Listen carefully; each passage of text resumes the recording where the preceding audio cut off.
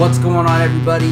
Welcome to Apocalypse Movies. This is the Bartley Broadcast, my weekly show where I break down some of the stuff going on in the world of entertainment regarding what I watch, what I listen to, what I read. Includes movies, TV, books, stuff like that, comic books, audiobooks, all that good stuff. I'm your host, Jacob Bartley, of course, and today I'm going to try something a little bit new with the show.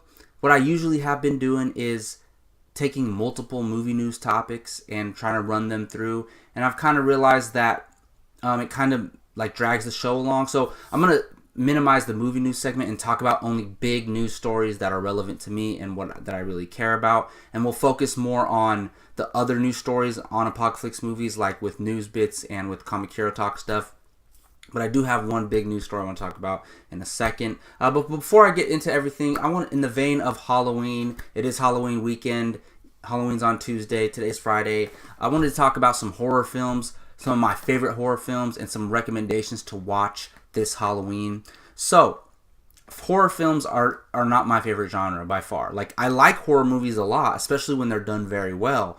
But just the fact that I don't think they have been done very well, especially lately.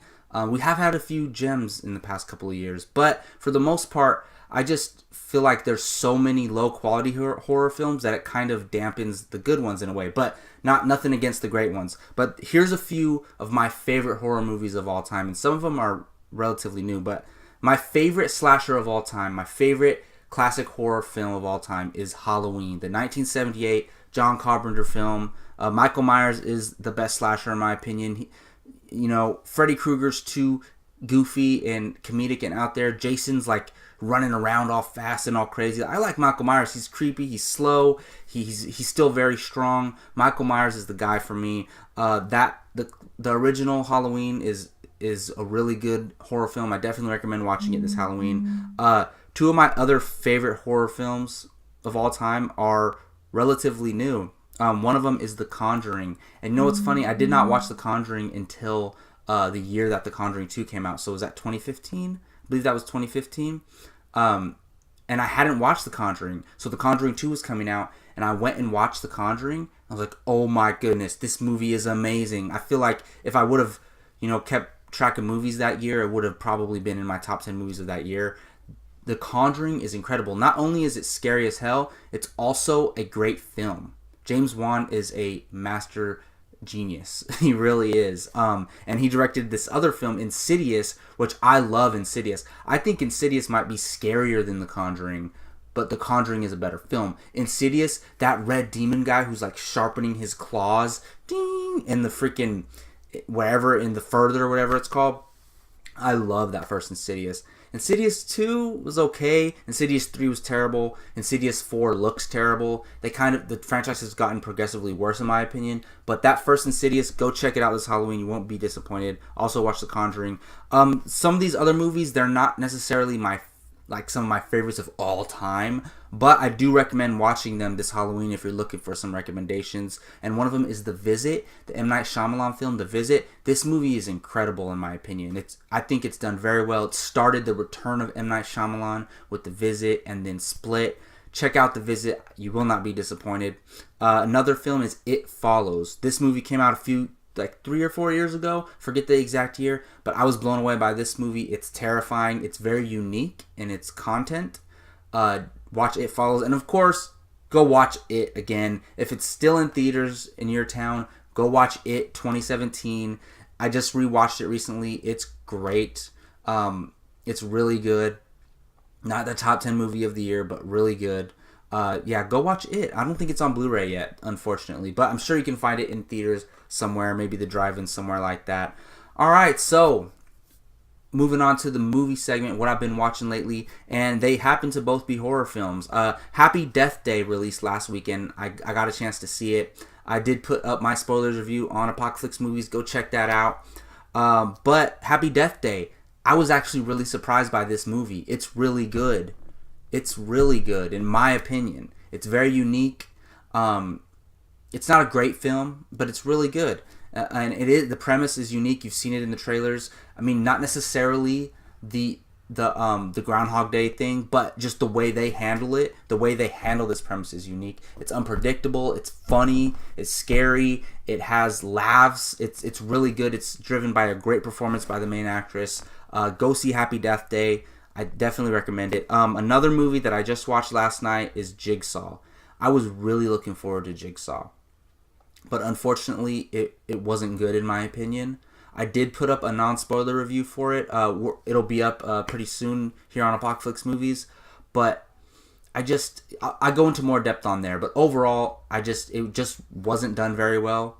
It felt like a spoof movie of Saw, and it just treated the audience like idiots. Those are my brief thoughts. So if you're going to the theaters this weekend, and you have a chance to see, if you've already seen it, if you have a chance to see Happy Death Day or Jigsaw, definitely go see Happy Death Day. Happy Death Day is an intelligent film. Jigsaw is a stupid film. So there you have it. All right, so moving on to the shortened news segment of my show. Really quickly, it was just announced recently. I'm recording this on Friday. I just heard this. Zachary Levi has been cast as Shazam. Now, I'm not familiar with his work. I tried to look up him on IMDb. I haven't seen too many things of him. I think he was one of the Warriors 3 in Thor: The Dark World, I'm pretty sure. But he's cast as Shazam. Anyways, I like this for one reason. It's because he's relatively unknown. A lot of people don't know who he is. So I like this. A lot of people were predicting Armie Hammer as Shazam, but I think Armie Hammer is going to have a different role in the DCEU. Maybe Green Lantern, maybe somebody else. But I think this is cool because he's relatively unknown, and it's good to have a mixture of known actors and unknown, and especially you have Dwayne "The Rock" Johnson supposedly playing Black Adam, so you can have a relatively unknown actor with the very well-known Dwayne "The Rock" Johnson going head-to-head eventually in either the first Shazam movie or the second Shazam movie, or one of these movies for sure. All right, so the big news topic of the week that I wanted to talk about, and I don't think it's 100% confirmed, but it was reported that 20th Century Fox and James Mangold are working on an X-23 spin-off from Logan. And this is great, honestly. This is great. If you've been following this YouTube channel, you know I love Logan. It's my favorite movie of the year.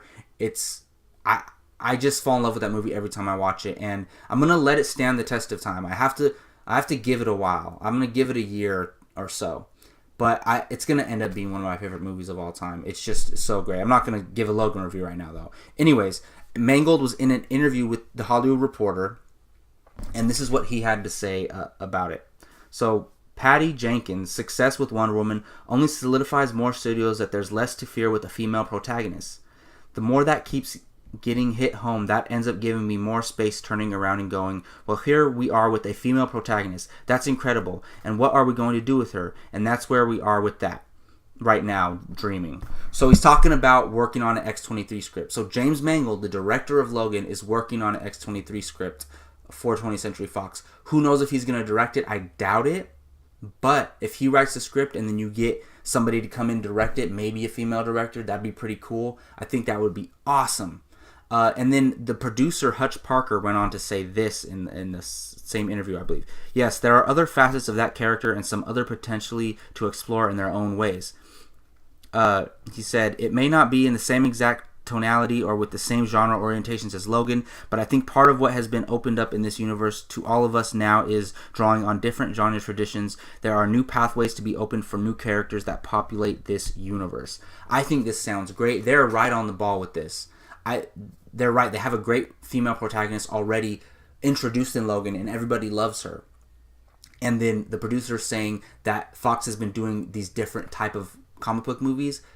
Sounds great. Now, for me personally, I think Daphne Keane should return. Now, she doesn't have to return. I'm not gonna be like I'm not watching this movie if it's not her. But part of the reason why I love Logan so much is because of Daphne Keane and her performance. She's great in that movie. You're telling me in a few years she can't carry a X-23 movie? I think she can. But the thing is, you're gonna have to put supporting characters around her and supporting actors that will, make the movie work. I have an idea. So we all know Cable's going to be in Deadpool 2. Josh Brolin's playing Cable. I have a feeling Josh Brolin's Cable is going to be a success in Deadpool 2. Therefore, the fans they're going to recognize Brolin as Cable and be like, oh, that's I like that character. So what you do is you have Cable in the X-23 movie. Cable's known for time traveling, for those of you who don't know that. Cable can time travel to Laura Kinney's timeline and just be a part of her story, her journey, whatever's going on in there. In the past, I've said I wanted Cable to bring X-23 into the past and have her be part of X-Force. If they're going to do an X-23 solo movie, I'd rather her stay in her own timeline with some of the mutants that we met in Logan. They have their own little X-Men team, and Cable time travels to the modern day in that movie and goes on this adventure or this journey with her. There you go. You have Josh Brolin as Cable. By then will probably be a recognizable character and star. Josh Brolin's already a recognizable star, but I just mean him as that character. That way you have somebody solidified to help Daphne Keane carry the movie. I think that could work very, very well. I'm very interested in seeing that. You could have Deadpool in the movie. You literally can. They're in the same world. So, and you could have any of the other X-Men in the film with time travel or something like that, or older versions of those characters. Who knows? I think it can definitely work, and I'm so excited about this because I don't want to see Daphne Keane's Laura Kinney just be a one and done, because it was so amazing, and I think it deserves a chance to continue. So there you go. Those are my thoughts. All right, moving on to my comic books and book segment today. I'm going to give you guys a little bit of update on the Captain Phasma audiobook, Star Wars Phasma. I'm liking this book a lot. Last time I talked about it, I told you I love the opening. It's really good. It's not gonna. I don't think it's gonna end up being one of my favorites, but who knows? I'm not even halfway through it, but I do like it. One thing I will note. I guess the author of the book a while ago said that it was going to be like Star Wars in a Mad Max setting or something like that. And if you keep reading the book, Phasma and a couple other characters, I won't say who because those might be spoilers, but a couple other characters they're going on this exhibition or whatever to try and find a ship, and they're walking through her home planet. I think it's called Parnassus, I believe. And those elements, them walking through the sand and climbing the mountains and fighting all these creatures and going through all these obstacles, that kind of reminds me of Mad Max a little bit, so I see what she was going for there. I do like the Phasma audiobook a lot. The way the story is told is great. I've never heard one of these Star Wars audiobooks told this way, so the way they're telling the story is amazing. So I recommend checking out, if you're in between audiobooks, you don't know which one to start next. If you're interested in finding out about Captain Phasma going into The Last Jedi, I definitely recommend picking up Star Wars Phasma on audiobook, leading me into the comic book Phasma number 3. So it's really cool because I'm not going to give away spoilers, but you have this Phasma novel which takes place well before The Force Awakens, like years before, and it's before she gets with the First Order. And then you have this Phasma comic book, which takes place after The Force Awakens, like immediately after The Force Awakens, and you see what Phasma's doing after that. There are some tie-ins, some callbacks to her time, the time era in the novel, which is awesome. So this Phasma comic on its own, it's pretty cool. I like it. It gives me some more insight into Phasma, and I understand her more because of the novel. But if you're doing both at the same time and you see the callbacks and the connections, it's really cool. They're not huge connections, but they're pretty subtle. But it's pretty awesome. Like I like it so far. One more Star Wars comic to wrap up this book segment of the show. Mace Windu number 2. I really liked Mace Windu number 1. This kind of just continues them on their journey. Nothing too standoutish here. He's still fighting that mercenary droid, which is really, really cool. But this is why I love Star Wars so much, because look, I get stuff from the new trilogy era. I get stuff from the original trilogy era. There's been with the canon, with the comics and stuff like that. I get stuff from the prequel era with Mace Windu. I love the prequel era. Even though the prequels aren't great films, I love that era. I want to see more stuff set in there. Why not an anthology film set in the prequel era? I think that would be pretty cool. But yeah, this Mace Windu comic is really cool for fans of the prequels and them who want to just get that feel of the prequel era and just visit with Mace Windu. You don't get a lot. You don't learn where he came from or what his life was like. It's just him on this mission with these other Jedi. And that's part of the reason why I love the prequel era, is because there's other Jedi. There's not just one Jedi or 3 Jedis. There's like thousands of them. So you can always have a story with multiple Jedi. This story has multiple Jedi. pick up Mace Windu number 2 or number 1 and number 2 if you are a Star Wars fan. All right, closing out the show with the editorial segment today. Last week I gave my top 5 male actors of all time. This week I'm giving my top 5 female actors of all time, or actresses, whatever you want to call it. So before I give my official list, this list was a lot harder than the male list because I came up with like 10 names. I knew who the top 2 or 3 were going to be. But for the rest, I came up with like 10 names, and I was like, how am I going to put these in order? Like, I love this actress so much. Oh, is she above her? And I couldn't figure it out for myself. And I settled on this list. I'm happy with it, but I feel bad leaving some of these other actresses outside of the list. So first, I'm going to give some honorable mentions. So honorable mention number 1 is Alicia Silverstone. Yes, the original Batgirl, but that's not why I'm putting her on here. I love the movie Clueless. I think Clueless is a freaking classic. It's so hilarious and so funny, and it's mostly due to her performance.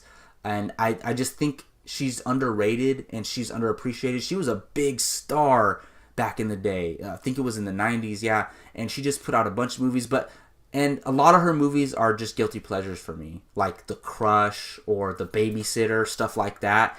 They're just fun little like 90s movies, but Clueless is what like always stood with me with her. Anyways, honorable mention number 2, Rachel McAdams. Love Rachel McAdams. Everything she's in, she's great in. I think she's underrated. I think she could eventually be in an Oscar race. I think she has that type of talent. The Notebook is my favorite movie of hers. Honorable mention number 3, Reese Witherspoon, and these aren't in any particular order. Reese Witherspoon is one of our honorable mentions. I think she's amazing. She obviously gets the respect from Walk the Line. Love Walk the Line. She's incredible in that. Won an Oscar for that. She was great in that movie Wild a few years back. She was nominated for that. Legally Blonde. I love Legally Blonde, the Legally Blonde movies. I used to watch those all the time as a kid. I just think she's very underrated, and when it's all said and done, people are going to look back and say, damn, Reese Witherspoon had a really great career. This one pains me the most to say, but my last honorable mention is Carrie Fisher. And the reason why is because I've only seen Carrie Fisher in the Star Wars movies. I don't think I can put an actress in my top 5 of all time. Technically, I can do whatever I want, but I couldn't put her in there because I haven't seen her in more stuff outside the Star Wars movies. Love her to death. Probably my favorite performances ever from her, but she's not in the top 5 because I've only seen her in the Star Wars movies. All right, to the official list. Favorite actress of all time, number 5, is Molly Ringwald. This has to do a lot with her movies in the 80s, The Breakfast Club, Pretty in Pink, but the one that gets to me is 16 Candles.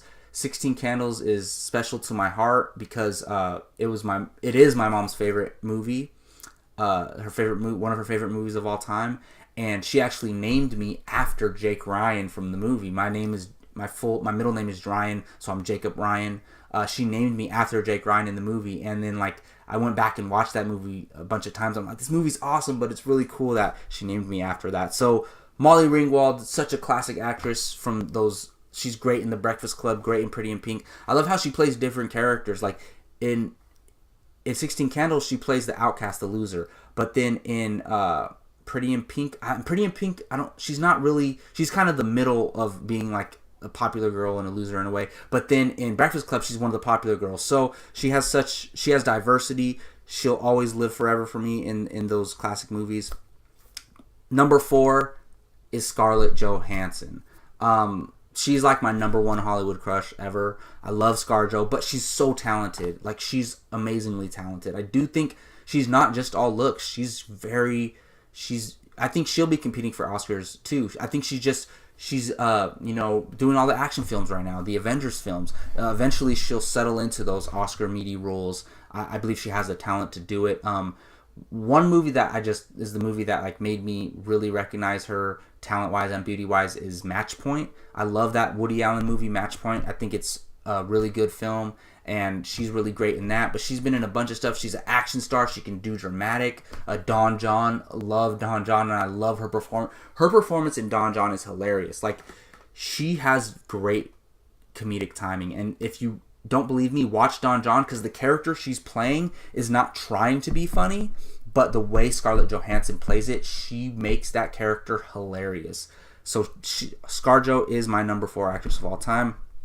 Number 3 actress of all time, who was also in Don John, is Julianne Moore. Julianne Moore is incredible. I mean, everybody knows she's a phenomenal actress. She won her Oscar for Alice. I believe that was the only one she won, but she finally won one for Alice. But she's been competing for Oscars for a while. She's been acting for decades. She's phenomenal. A lot of people don't talk about her when they talk about the greats. She will be one of the greats when it's all said and done.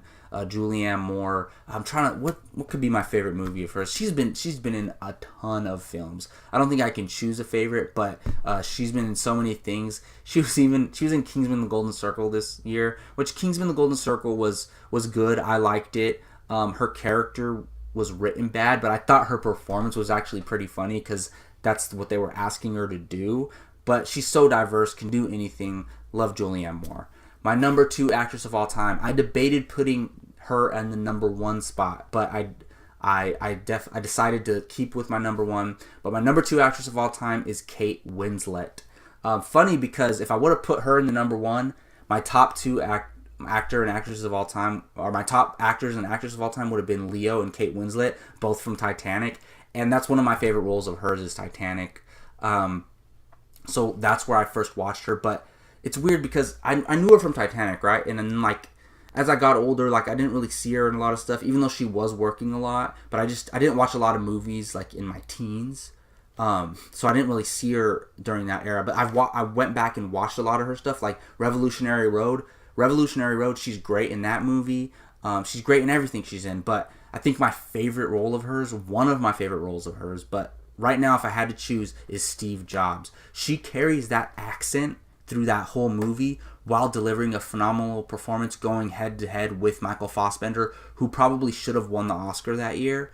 Like, wow, watch Steve Jobs if you have not seen it. I think it's highly underrated, and she's phenomenal in there. Especially, I respect when an actor can carry an accent at the same time while giving a great performance. Like, it blew me away. And my number 1 actress of all time, it's not going to be as easy to predict as my favorite actor of all time, but my favorite actress of all time is Nicole Kidman. Again, a lot of people, I think it's because we're coming out of an era where Nicole Kidman, I think Kate Winslet is still in her prime, but we're coming out of an era where Nicole Kidman is like coming out of her prime. She's still amazing. She was just nominated for an Oscar for Lion, so maybe she still is in her prime, but year in and year out, every time she's in a movie, she's freaking nominated or gets Oscar consideration. That movie, The Paperboy, which it was okay. It was a good movie, but she was very good in that. If you've seen that movie, you know I'm making that face. It's a crazy movie. But over the years, I've loved Nicole Kidman in all the different roles that she's done. So, and she's the one actress to where, like, when everybody says, who's your favorite actress of all time? I automatically go to Nicole Kidman. I debated with myself a long time between her and Kate Winslet, but I ultimately decided on Kidman just because for me, she's had the more like successful career and she's had the more consistent career. While Kate Winslet might be a better actress, I think Nicole Kidman has just done it like she's been in the spotlight more, and that counts for something in a way. There's a reason for that. So I give the nod to Nicole Kidman. She's my number 1 actress of all time. So there you have it. I'll run through 5 through 1. Molly Ringwald, Scarlett Johansson, Julianne Moore, Kate Winslet, and Nicole Kidman. There you go, my top 5 actresses of all time. And there you go for the Bartley broadcast this week. Thank you all for watching as always. Please subscribe to Apocalypse Movies if you have not yet. We talk all things film, especially Star Wars and comic book stuff. Please find us on iTunes. You can subscribe or download there. I am Jacob Bartley, your host of this show, and I'm on multiple videos on Apocalypse Movies. You can find me on Twitter at @JacobBartley_. Of course, thank you all for watching again. Until next time, take care.